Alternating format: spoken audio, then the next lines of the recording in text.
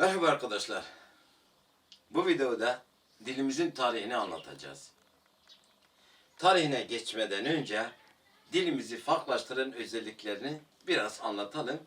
Yapısı üzerinde tarihine geçiyoruz ya, ondan dolayı. Biliyorsunuz, çok anlattım. Dilimiz yapısında, yani Kürtçe dili yapısında anlam harfe yüklenmiş. Filoloji biliminde bu ilk bir şeydir. Bilinmeyen bir kuraldır. Dilimizi zenginleştiren, farklılaştıran, bütün dillerin anası olarak ünvanlaştıran özellik budur. Anlam harfe yüklenmiş. Yani Türkçedeki ünsüzler, Kürtçe'de radenk dediğimiz her bir harfin bir kombinasyonu kelime ailesini sembolize ettiğini, dolayısıyla bunların 21 harf olduğunu, yani radenk olduğunu, her radengin bir şifresi olduğunu, bütün o radenkle başlayan kelimelerin o şifreden türetildiği bir yapısı var. Örneğin dilimizde 21 tane kombinasyon var.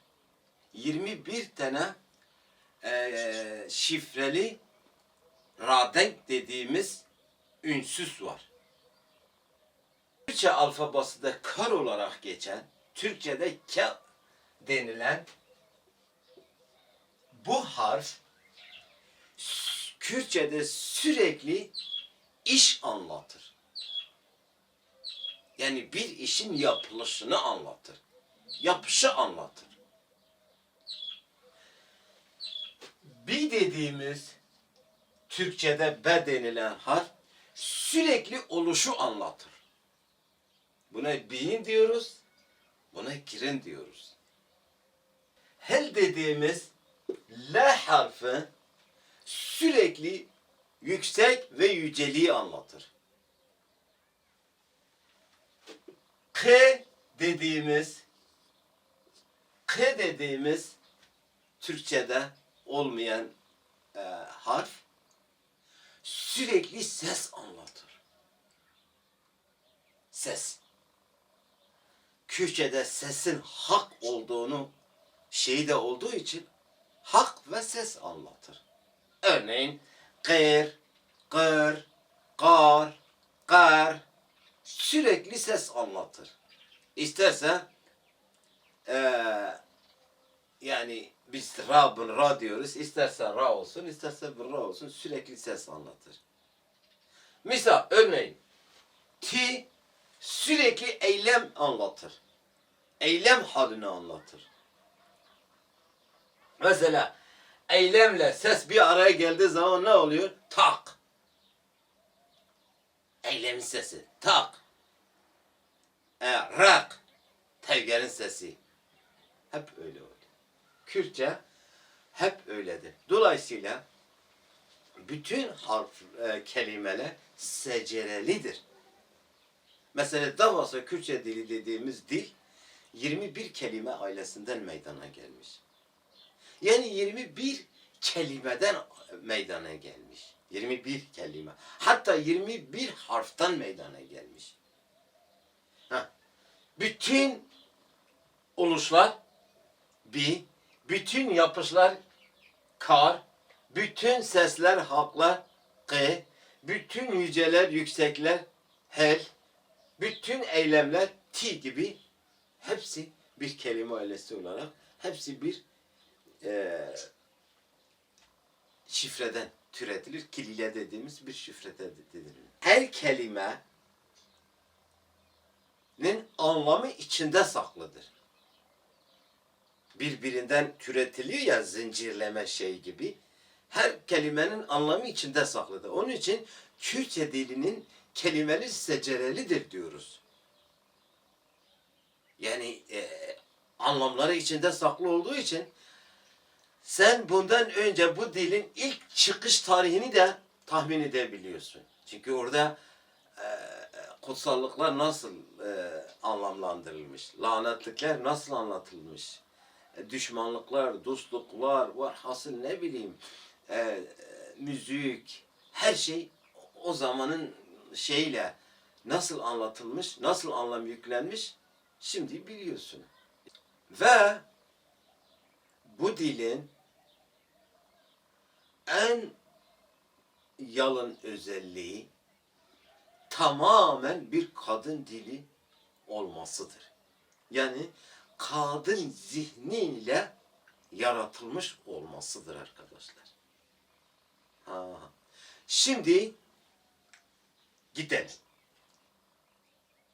Anlamın harfe yüklendiği bir tarih.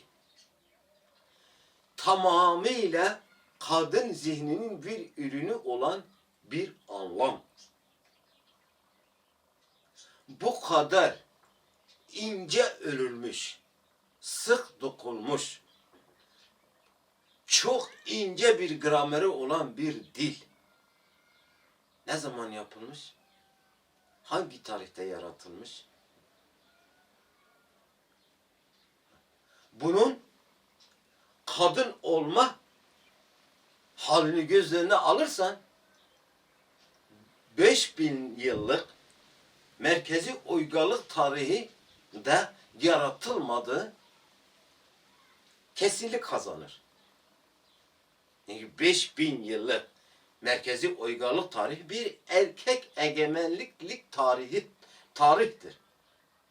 Kadın Sümer'in başlangıcında İnanalarla, Ninhursaglarla ortadan kaldırıldı yani. Etkisi, zihinsel şeyi ortadan kaldırıldı. Her şey erkekleştirildi. Dolayısıyla günümüz tarihine kadar tamamıyla bir kadın ürünü olan, kadın zihninin ürünü olan bir dilin ne zaman hangi tarih evresinde yapıldığı tahmin etmek çok zor değil. Daha önce Kürtçe olarak şamasıyla, rakamlarıyla falan vermiştim arkadaşlar. Bu iki video yani hem Kürtçe dilinin tarihi hem bu videoyu bir diye oynatma listesinde toplayacağım. İsteyen arkadaşlar her ikisiyle birlikte burada her ikisine bakabilirler. Kürtçe dili Hint-Avrupa dil ailesinin anası kaynağı olarak belirtiliyor. O zaman bu dil yani tamamıyla bir kadın zihniyle yaratıldığı, var olan filoloji biliminde emsali olmadığı bu dil tarihin hangi evresinde yaratıldı? Biraz tarihten bahsedelim, bilinen tarihten bahsedelim. Mesela tarihi Paleolitik'ten başlatılıyor.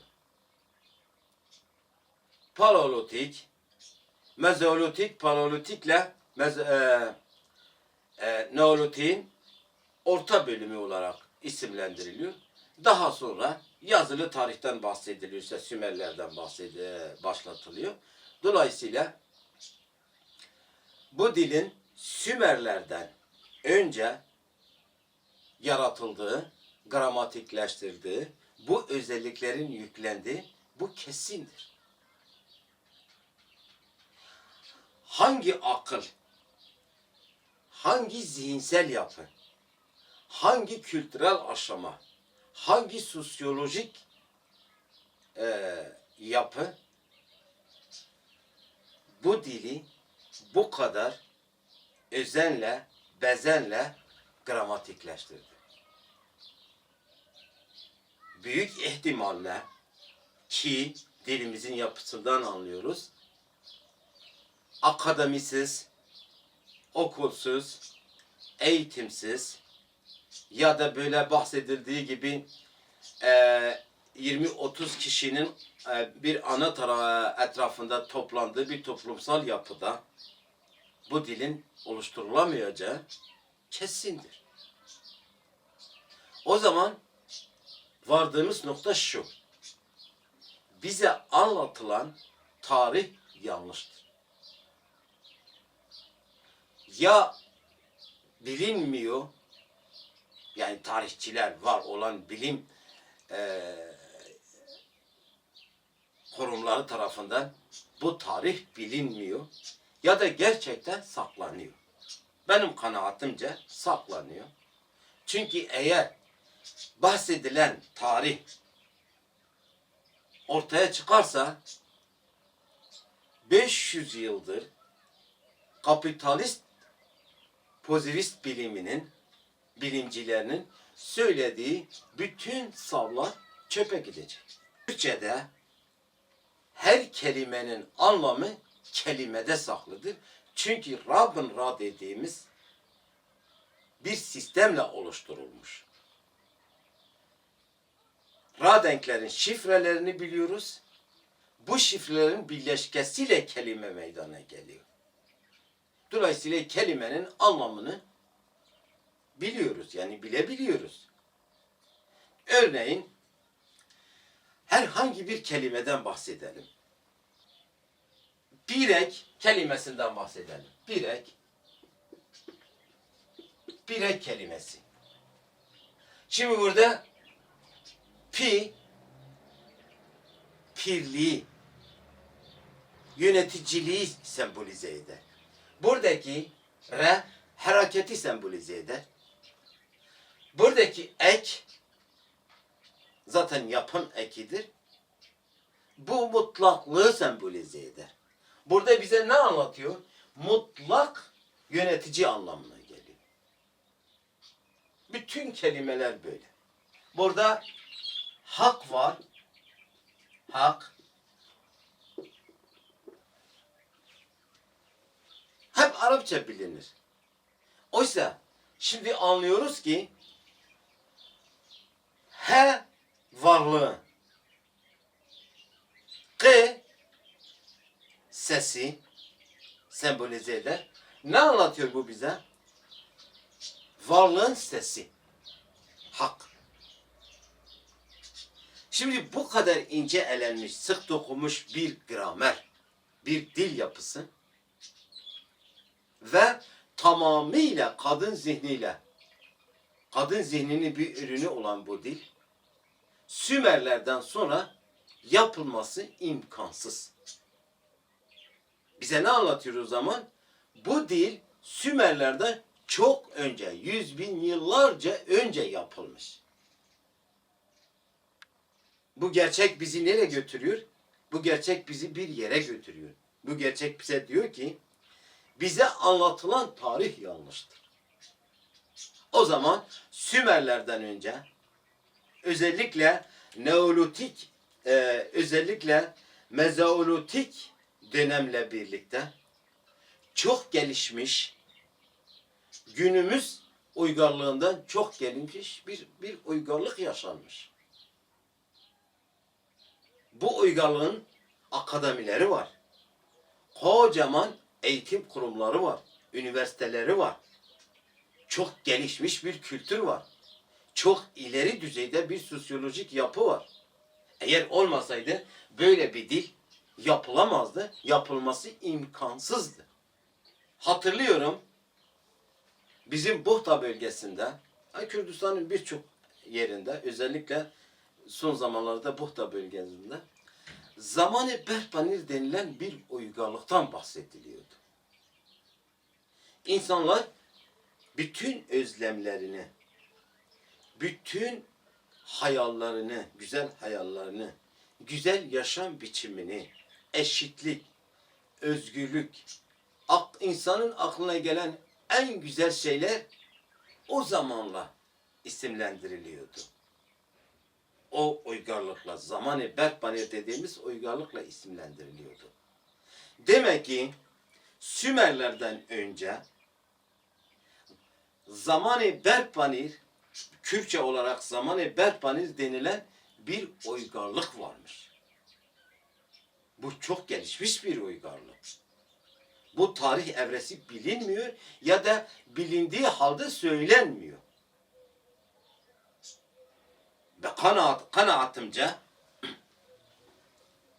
Sümerlerden yüz binlerce yıl önce Kürtçe dili aynı bu harflerle yazılmıştır. Bunu nereden biliyoruz?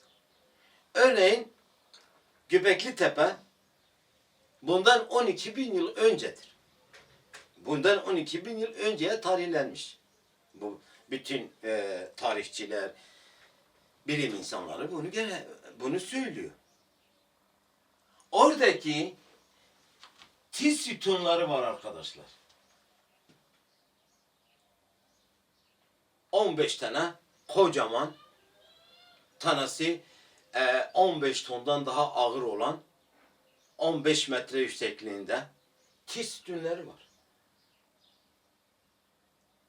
Bu tiz sütunları oraya niye konuldu?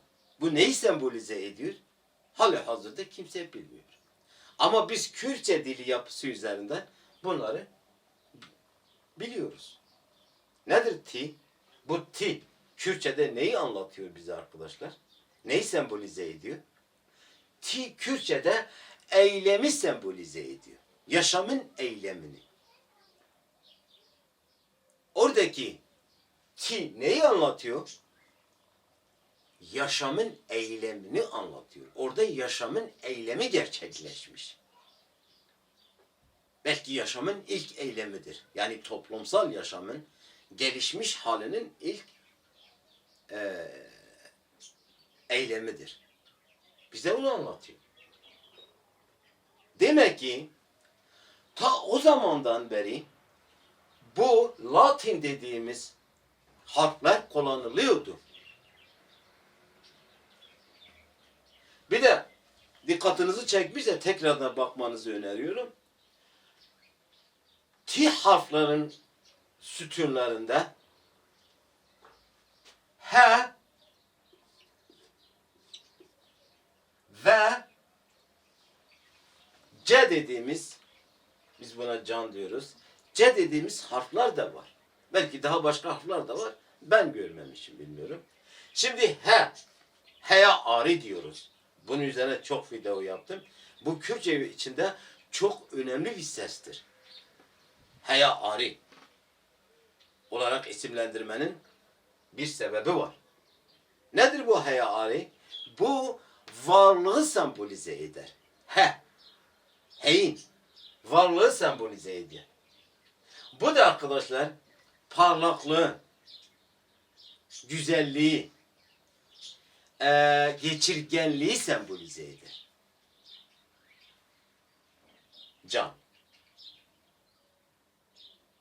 Dolayısıyla eğer Göbekli Tepe'den bakılırsa bundan milat yani Sümerlerden önce yazılı tarihin başlangıcı olarak belirlenen zamandan çok önce hem dil vardı, hem yazılı dili vardı, hem de çok mükemmel bir gramerle, bir örgüyle gramerleştirilmiş bir Kürtçe dili vardı.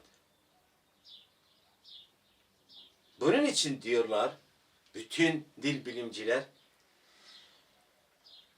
bir dilin dil bilimci olabilmesi için 3 tane olmazı anlatıyorlar.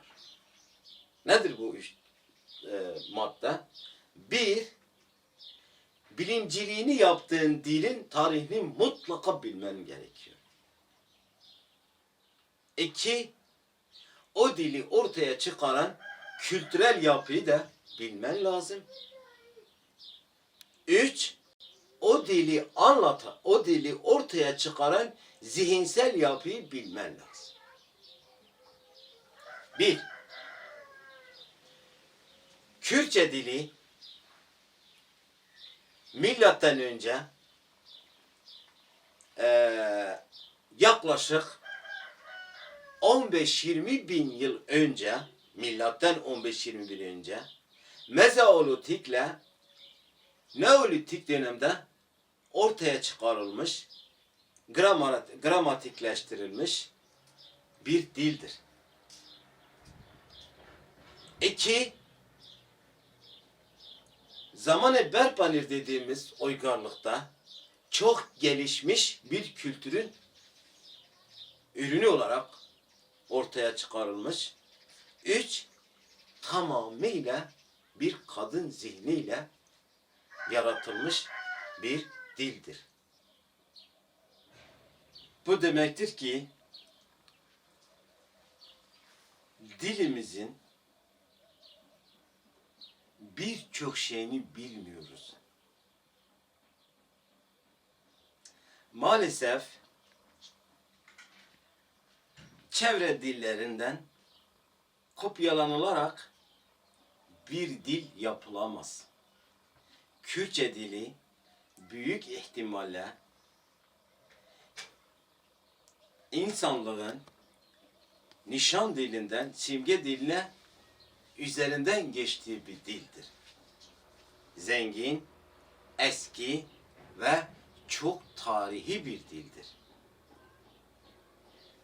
Mükemmel, ince bir grameri var.